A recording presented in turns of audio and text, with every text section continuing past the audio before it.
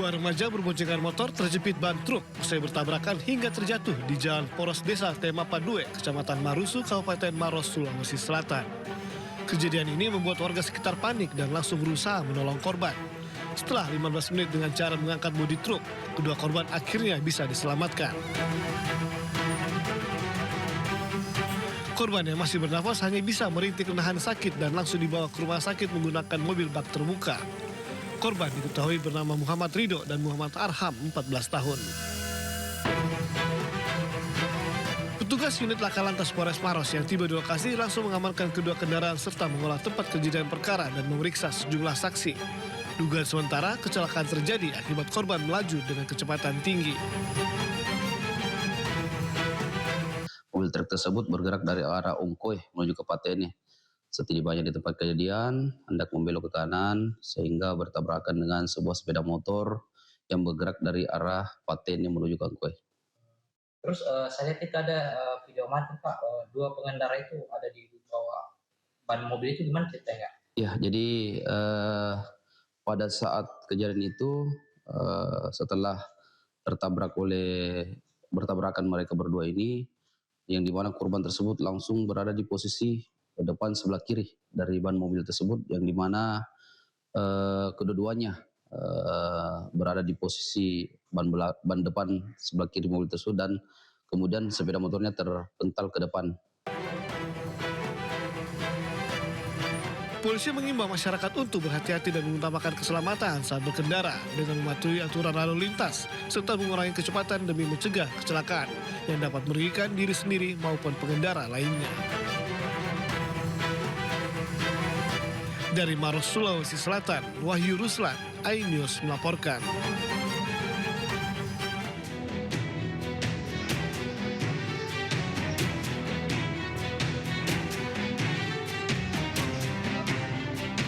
Aksi begal menimpa seorang pengemudi ojek online dan terekam CCTV milik warga di Jalan Industri, Medan, Sumatera Utara. Dari CCTV terlihat komplotan begal yang berjumlah 8 orang memepet korban. Dengan menggunakan senjata tajam, 1 dari 8 orang pelaku berusaha mengambil sepeda motor korban. Meski korban berusaha melawan dengan menjatuhkan sepeda motornya, namun pelaku akhirnya berhasil merampas motor milik korban. Dan itu jam 2.07, dia mengatakan bahwa dia pulang dari membeli makanan. Dia dari Jalan Wahidin itu. Wahidin masuk ke rel kereta api. Dan dia nggak tahu itu dipepet gitu. Pas dia mau masuk ke Jalan Industri, baru dia di situ dia dibegal. Setahu saya warga saya itu berprofesi sebagai Grab. Ojek online ya? Grab online. Di sekitar 8 orang, dia 4 kereta. Apa aja yang hilang Kak? Kereta aja, keretanya baru katanya, baru berapa minggu lah gitu, baru. Berbekal rekaman CCTV, korban melaporkan peristiwa ini ke Polsek Medan Area. Dari Medan, Sumatera Utara, Aminur Rashid, iNews melaporkan. Pemirsa, kita awali Sindo Malam pada hari ini. Kebakaran menghanguskan 1 unit rumah di Kecamatan Jaluko, Kabupaten Muaro, Jambi. Seorang lansia tewas terbakar karena terjebak di dalam rumah.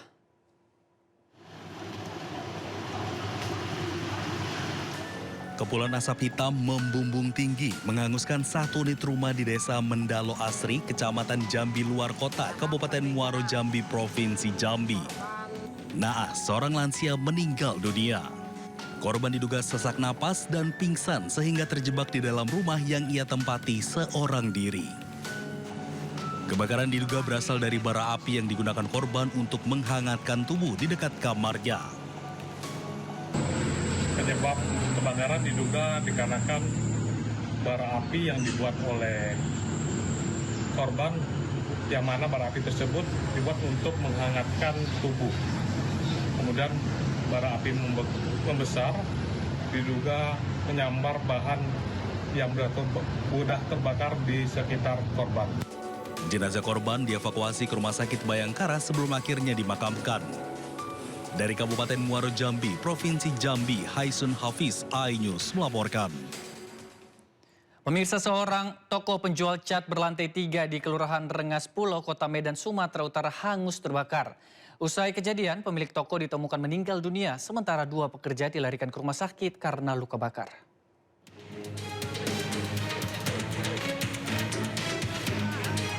bangunan ruko yang dijadikan tempat penjualan cat hangus terbakar di Kecamatan Medan Maralan, Kota Medan, Sumatera Utara.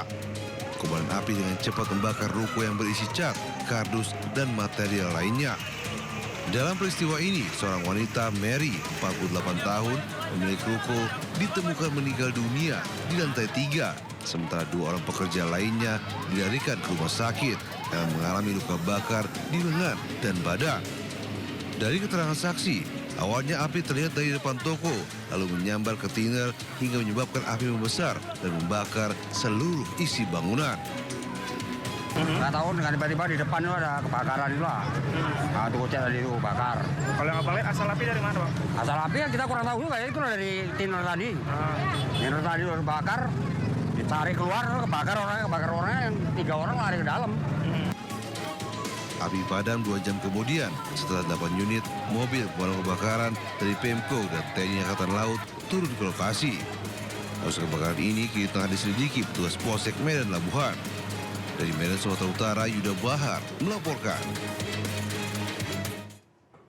Kebakaran hebat melanda satu ruko grosir sepatu dan sandal di Pematang Siantar, Sumatera Utara. Banyaknya bahan yang mudah terbakar membuat kobaran api sulit dipadamkan.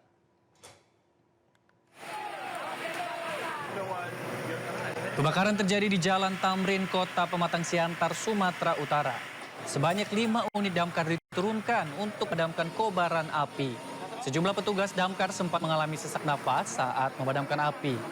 Belum diketahui pasti apa penyebab kebakaran ini. Informasi jam 4.55 tadi di TKP kita sudah sampai jam 5 kurang. Sampai saat ini masih dilakukan pemadaman. Dan mungkin 1 jam ke depan masih berlangsung untuk pemilik bahwasanya korban tidak ada. Kebetulan ruko ini tidak. Sekelompok pelajar di Sukabumi, Jawa Barat menyerang sejumlah pengendara sepeda motor yang tengah melintas. Akibatnya 1 orang pengendara motor menjadi korban dan mengalami luka.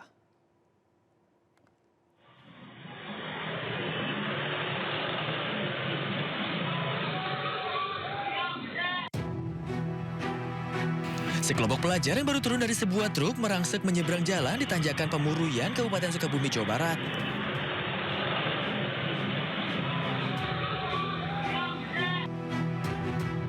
Para pelajar pun secara membabi buta langsung menyerang motor warga yang melintas di lokasi. 1 orang pemotor yang tengah melintas pun menjadi sasaran hingga akhirnya terjatuh dan mengalami luka. Warga yang berada di lokasi langsung membubarkan aksi para pelajar. Diduga para pelajar ini melakukan aksinya lantaran menduga pengendara sepeda motor merupakan siswa dari sekolah lain. Aku mau desain, terus saya lari kan, langsung kabur. Selamatin diri juga. Oke.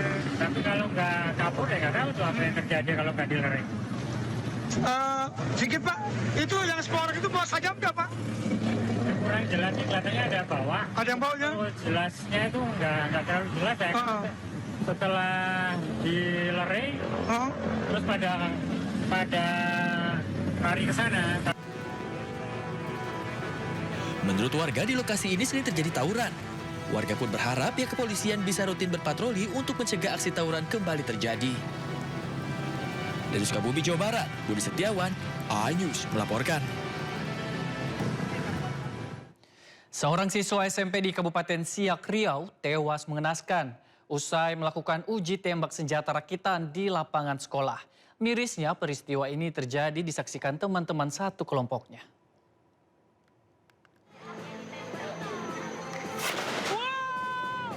Inilah detik-detik senjata api rakitan meledak saat dilakukan uji tembak oleh salah satu siswa di Siak.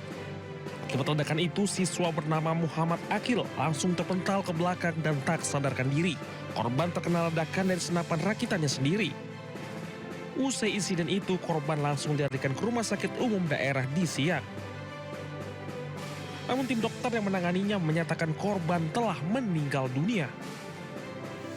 Kabid Humas Polda Riau, Kombes Pandra Zahwani Asyad, menyayangkan adanya peristiwa itu. Pandra mengungkapkan korban bersama kelompoknya melakukan eksperimen membuat senjata rakitan dari printer 3D. Namun uji coba itu gagal dan akhirnya merenggut nyawa korban. Kasus ini sedang ditangani Satreskrim Polres Siak. Polisi telah mengumpulkan bukti dan melakukan olah tempat kejadian perkara. Polisi juga telah meminta keterangan sejumlah saksi terkait adanya dugaan kelalaian dari pihak sekolah. Dari Pekanbaru Riau, Indra Yose Rizal melaporkan.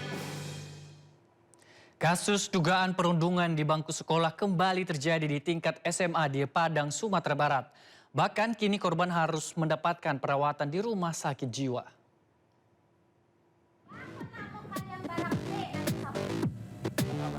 Video pertemuan antara pihak keluarga korban, sejumlah terduga pelaku perundungan yang ditengahi guru hingga kepala sekolah viral di media sosial. Orang tua korban dipertemukan dengan 4 siswa terduga pelaku perundungan anaknya yang duduk di kelas 12 SMA. Orang tua mengetahui sang anak jadi korban perundungan setelah menyadari perilaku anak yang tidak wajar hingga takut bertemu orang lain. Bukti kuat juga ditemukan di dalam ponsel korban. Namun laporan orang tua ke sekolah tidak ditanggapi. Setelah saya membaca chat ini semua, Pak, dan saya rasakan apa yang dirasakan anak saya, apa yang dibilang anak saya, apa dengan ketakutannya, memang betul anak saya memang tidak ada yang membelanya, Pak. Tidak ada yang membela, satu pun tak ada yang membela. Malahan yang lain dia berikan kata-kata atau penjelasan. Jadi kalau di sini, Pak, menurut saya wajarlah anak saya seperti itu, Pak. Nggak ada yang membantunya, nggak ada yang mendengarkan kata-katanya, Pak. Sementara pihak sekolah membantah telah terjadi pembulian. Pihaknya menyebut yang terjadi adalah candaan sehari-hari. Bingungnya gini, jadi kita melihat semua guru ini melihat mereka tuh emang saling bercanda gitu, Pak. Cuma mungkin di Bimanya anaknya perasa, yang anak yang lain riang gitu. Jadi kalau mungkin bercandanya itu bagi anak yang biasa ini dianggap ya wes lah gitu kan. Tapi bagi Bima ini dia merasa kayak gitu, apapun yang dikatakan oleh temannya seperti itu. Tidak terima dengan alasan pihak sekolah, kini keluarga akan menempuh jalur hukum untuk mendapatkan keadilan bagi anaknya yang hingga hari ini masih dirawat di rumah sakit jiwa. Dari Padang, Sumatera Barat, Budi Sunandar, iNews melaporkan. Pemirsa, diiming-imingi es krim dan makanan, seorang bocah perempuan di Cirebon, Jawa Barat diculik dan disekap selama 2 hari. Tak hanya itu, pelaku juga memperkosa korban.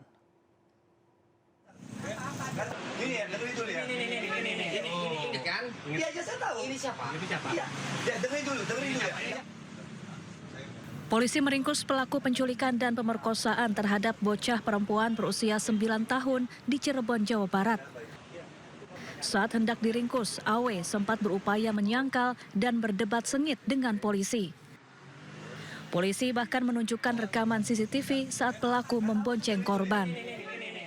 Hingga akhirnya pelaku pun mengaku dan digelandang ke kantor polisi.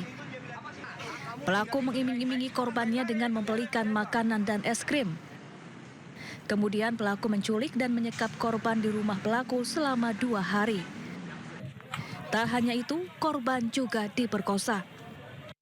Akibat perbuatan bejat pelaku, korban terluka di bagian organ intimnya dan trauma berat.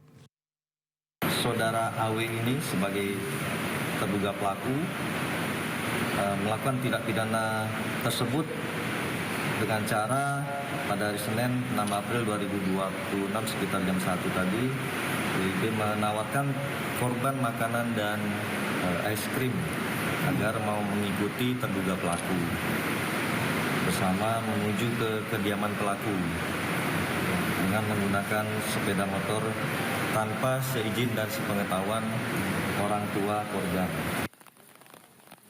Akibat perbuatannya, pelaku ditahan dan terancam hukuman berat. Dari Cirebon, Jawa Barat, Mahardika, iNews melaporkan. Beberapa juru parkir liar di Kota Makassar, Sulawesi Selatan menganiaya anggota komponen cadangan TNI dan juga supir Kepala Kejaksaan Negeri Kabupaten Majene, Sulawesi Barat. Motif penganiayaan itu diduga disebabkan oleh salah paham tentang karcis parkir. Terkait terekam kamera pengawas saat terjadi pengeroyokan yang dilakukan beberapa tukang parkir liar di halaman salah satu pusat pertokoan di Jalan Boulevard, Kelurahan Masale, Kecamatan Panakukang, Kota Makassar, Sulawesi Selatan. Terhadap korban yang merupakan anggota komponen cadangan Komcat dan satu rekannya korban lainnya, yaitu sopir kepala Kejaksaan Negeri Kabupaten Majene, Sulawesi Barat. Kedua korban pengeroyokan mengalami luka lebam pada bagian wajah diakibatkan oleh pukulan menggunakan tangan kosong secara beramai-ramai oleh pelaku tukang parkir liar. Kejadian ini diduga bermula saat kedua korban hendak meninggalkan lokasi parkir dan mereka meminta karcis parkir terhadap para pelaku parkir liar saat dimintai biaya parkir. Sebelum akhirnya para pelaku pengeroyokan yang merupakan tukang parkir liar tersinggung hingga terjadi penganiayaan. Tim Unit Opsnal Polsek Panakukang, Kota Makassar, Sulawesi Selatan langsung melakukan pengejaran terhadap para pelaku pasca menerima laporan korban. Satu di antaranya berhasil diringkus sementara beberapa rekan pelaku lainnya yang telah diketahui identitasnya masih dalam pengejaran. Saat ini polisi masih melakukan pendalaman motif lain pengeroyokan ini. Amankan seorang lelaki yang diduga telah melakukan penganiayaan terhadap 2 orang. Adapun korbannya salah satunya adalah salah satu personil Komcat dan kedua adalah salah satu driver Kajari Majene. Nah, untuk ini motifnya apa Bang sampai adanya keributan? Adapun motifnya adalah perselisihan atau sengketa masalah parkir. Masalah pembayaran parkir. Korban dan para pelaku sempat terlibat cekcok mulut di lokasi yang berujung salah paham hingga penganiayaan disertai pengeroyokan. Sempat dikabarkan hilang sejak siang hingga malam seorang ibu rumah tangga ditemukan tewas di sumur di Makassar, Sulawesi Selatan. Korban diduga jatuh ke dalam sumur saat penyakit epilepsinya kambuh.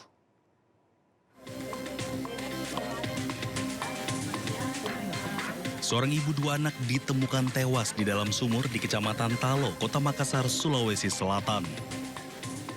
Korban ditemukan oleh tetangganya yang hendak mandi di dalam sumur dengan kedalaman 150 cm dan berdiameter sempit. Pihak keluarga dan tetangga sempat mencari korban sejak siang hari sebab tak kunjung terlihat hingga malam. Diduga korban terjatuh ke dalam sumur karena penyakit epilepsinya kambuh saat beraktivitas seorang diri di sekitar sumur. Aparat kepolisian Polsek Talo bersama warga mengevakuasi jasad korban dari dalam sumur. Informasi dari warga di sana bahwasanya almarhumah ini memiliki penyakit semacam epilepsi dan itu sudah pernah terjadi juga sebelumnya. Dan dibantu oleh tukang bentor pada saat kejadian pertama di sekitar rumahnya juga. Berarti dia diduga saat penyakitnya kambuh jatuh dalam sumur seperti itu? Kemungkinan seperti itu. Sementara pihak warga menolak jasad korban untuk diotopsi karena menilai kejadian itu murni kecelakaan. Dari Makassar, Sulawesi Selatan, Muhammad Nurboni, iNews melaporkan. Pemirsa, seorang perempuan di Kota Malang menjadi korban penipuan nikah siri dengan sesama jenis yang menyamar sebagai pria. Kecewa dengan kenyataan yang ada, korban akhirnya melaporkan pelaku ke polisi.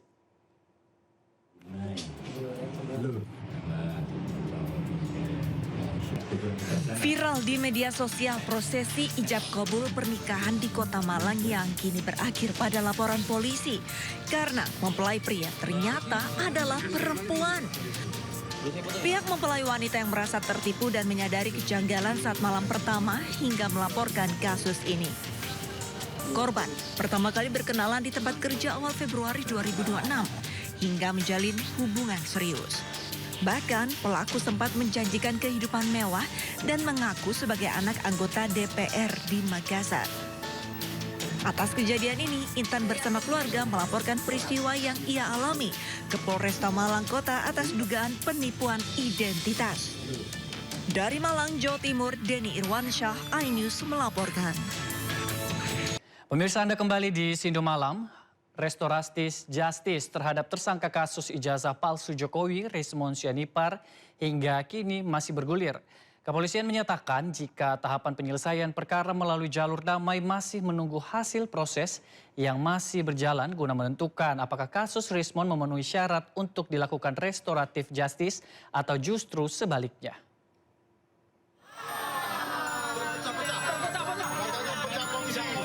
Harapan tersangka kasus ijazah Jokowi Rismon Sianipar agar Polda Metro Jaya segera mengabulkan permohonan restoratif justice sepertinya masih sekedar angan-angan. Setelah diajukan 11 Maret lalu hingga saat ini Polda Metro Jaya belum juga mengabulkannya. Kabid Humas Polda Metro Jaya Kombes Budi Hermanto menyebut permohonan restoratif justice Rismon masih dalam proses. Selain itu menurut Budi, ada beberapa tahapan yang harus dilakukan oleh Rismon. Salah satunya mendapatkan persetujuan dari pelapor yakni pihak Joko Widodo. Jadi namanya tahapan restoratif justice ada permohonan dari tersangka, orang yang ditetapkan sebagai tersangka memohon kepada korban ataupun pelapor untuk perkaranya bisa di RJ. Yang bersangkutan setelah itu pihak pelapor ataupun korban menyetujui dan itu melalui proses gelar perkara di penyidik. Melalui gelar perkara internal dan eksternal dihadirkan apabila sudah disetujui dan memenuhi dalam persyaratan restoratif justice maka akan dilakukan restoratif justice. Sementara itu sebagai pihak pelapor, Presiden ke-7 RI Joko Widodo menegaskan jika kewenangan pemberian restoratif justice bukan urusannya. Restoratif justice itu adalah kewenangan Polda Metro Jaya, adalah kewenangan para penyidik. Saya hanya hadir ke saya, Pak Rismon Sianipar, kemudian meminta maaf dan saya maafkan sudah. Dan selanjutnya itu yang ngurus penasihat hukum saya. Dengan belum dikabulkannya permohonan restoratif justice, maka status Rismon Sianipar masih sebagai tersangka. Dalam lingkaran kasus fitnah ijazah Jokowi, 8 orang ditetapkan sebagai tersangka, termasuk Roy Suryo dan Dr. Tifa. Sementara berkat restoratif justice, status tersangka Egy Sujana dan Damai Hari Lubis sudah dicabut. Tim Liputan iNews melaporkan. Presiden ke-7 Jokowi tanggapi Wakil Presiden Republik Indonesia ke-10 dan ke-12 Republik Indonesia Yusuf Kala yang meminta Presiden ke-7 Joko Widodo menunjukkan ijazah aslinya.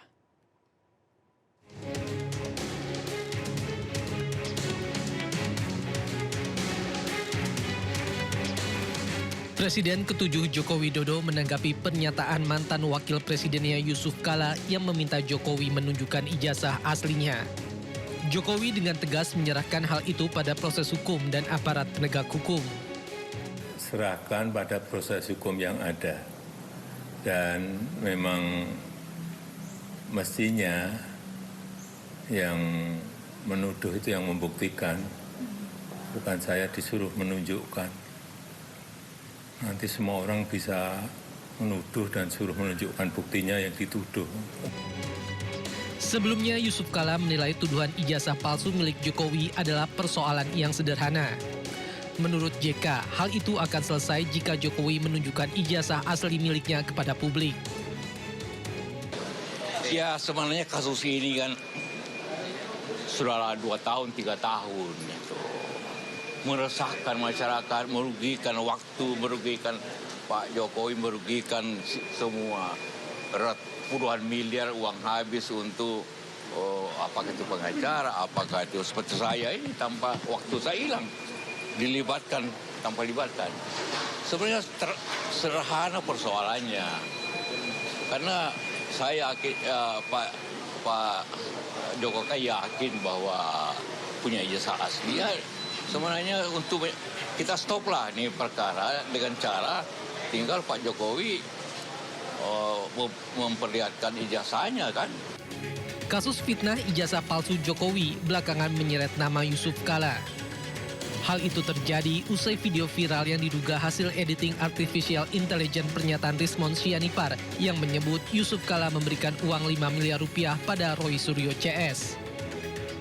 Hal itu dibantah Yusuf Kala dan ia telah melaporkan Rismon ke Polda Metro Jaya. Beralih ke informasi lainnya, pemirsa, Kejaksaan Agung menetapkan 7 orang tersangka dalam kasus dugaan korupsi pengadaan minyak mentah dan produk kilang periode 2008 hingga 2015. Salah satu tersangka adalah Muhammad Riza Khalid. Dan dalam perkara ini, tersangka Muhammad Riza Khalid diduga mempengaruhi proses pengadaan minyak mentah jenis Premium 88 dan Pertalite 92 dengan berkomunikasi dengan sejumlah pejabat di Petral. Lebih modus yang digunakan antara lain pengkondisian tender, pembocoran nilai harga parkiran sendiri, serta memperpanjang rantai pasok, sehingga menyebabkan harga menjadi mahal dan tidak kompetitif. Dari 7 tersangka, 5 orang ditahan selama 20 hari di Rutan Kejagung. 1 tersangka menjalani penahanan kota karena kesehatan. Melalui saudara IRW, melakukan komunikasi dengan pejabat pengadaan, baik di Petral maupun di Pertamina. Antara lain dengan saudara tersangka BPG, saudara IRW, saudara MLY, dan saudara TSK. Komunikasi tersebut baik berupa pengkondisian tender, informasi nilai HPS, sehingga ada markup atau kemahalan harga karena pengadaan tersebut menjadi tidak kompetitif. Pemirsa, Presiden Prabowo minta Pemprov hingga TNI beli kendaraan listrik produksi dalam negeri. Prabowo menilai pembangunan industri nasional di sektor otomotif berbasis listrik sejalan dengan upaya transisi energi dari energi fosil beralih ke energi lebih ramah lingkungan.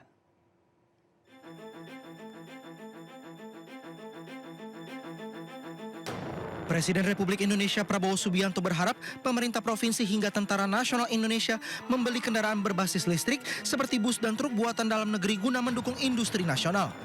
Permintaan itu disampaikan seiring dengan berkembangnya kemampuan Indonesia dalam memproduksi kendaraan komersial.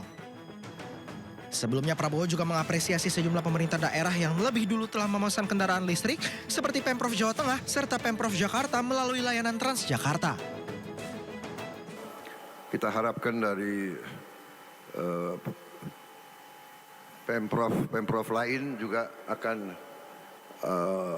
berpihak dan membeli produk bangsa kita sendiri di seluruh tanah air, ya. Menseknek catat itu gubernur-gubernur yang tidak pesan produk dalam negeri, bus dan truk dan sebagainya. TNI juga suruh beli dalam negeri, ya. Prabowo pun menilai pembangunan industri nasional di sektor otomotif berbasis listrik sejalan dengan upaya mengurangi ketergantungan pada energi fosil dan beralih ke energi lebih ramah lingkungan. Hari pertama pemberlakuan work from home bagi aparatur sipil negara telah diterapkan hari ini. Dampaknya suasana di sejumlah kantor pemerintahan tampak lebih lengang dari biasanya.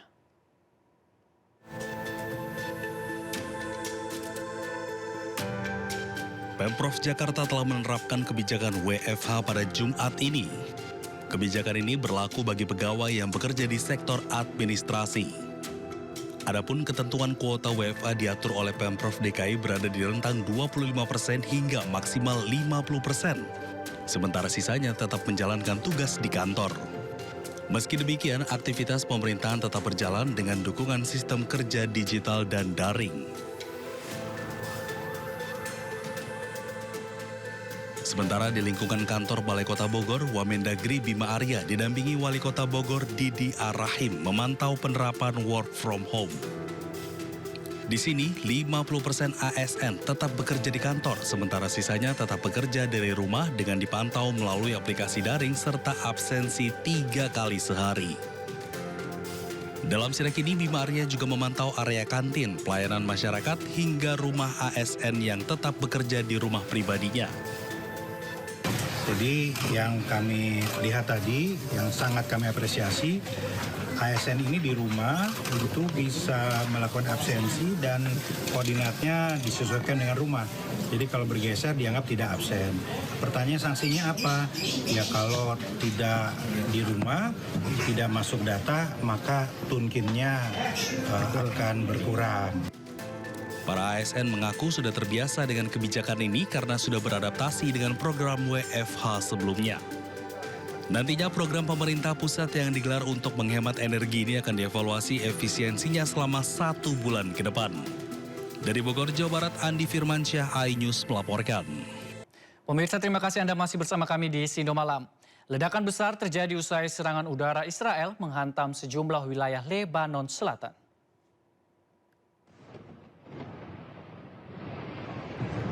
Ya Allah, ya Allah. Ya, beginilah pemirsa, Israel kembali melancarkan serangan di permukiman warga di kota Nabatia, Fargous, dan Farman di Lebanon Selatan. Ledakan yang cukup besar membuat sejumlah warga panik dan menghancurkan gedung-gedung tempat tinggal warga. Aksi serangan tersebut terekam oleh seorang medis yang tengah bertugas.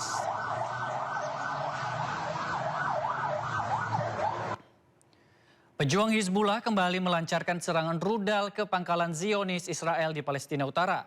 Rudal yang digunakan oleh Hizbullah memiliki daya ledak yang tinggi.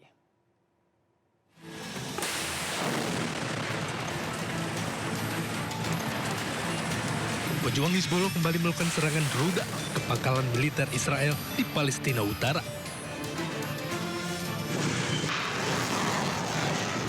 Serangan rudal milik pejuang Hizbullah ini memiliki daya ledak yang cukup tinggi. Serangan ini merupakan serangan balasan yang dilakukan Hizbullah terhadap Israel yang memporak-porandakan Lebanon. Kementerian Kesehatan Lebanon mengatakan sejak 2 Maret telah meningkat menjadi 1.888 tewas dan 6.062 lainnya terluka akibat serangan udara Israel. Sistem pertahanan udara Israel berhasil mencegat serangan rudal pejuang Hizbullah.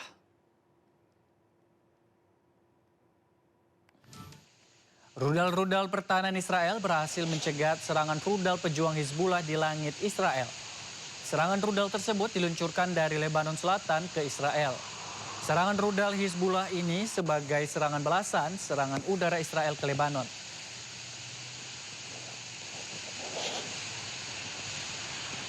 Tim penyelamat evakuasi korban tewas usai serangan Israel menghantam Lebanon Selatan.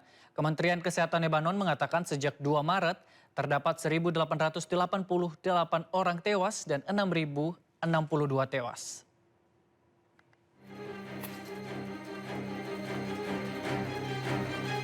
Tim penyelamat terus berjibaku melakukan penyelamatan terhadap korban serangan udara Israel di Lebanon Selatan.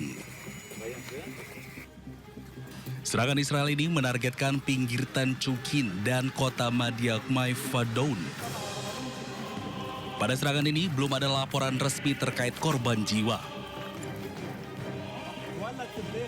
Kementerian Kesehatan Lebanon mengatakan jumlah total korban tewas akibat serangan Israel sejak 2 Maret telah meningkat menjadi 1.888 tewas dan 6.062 lainnya terluka. Meski gencatan senjata Iran dan Amerika Serikat berlangsung 2 pekan, namun militer Israel terus melakukan serangan besar ke Lebanon.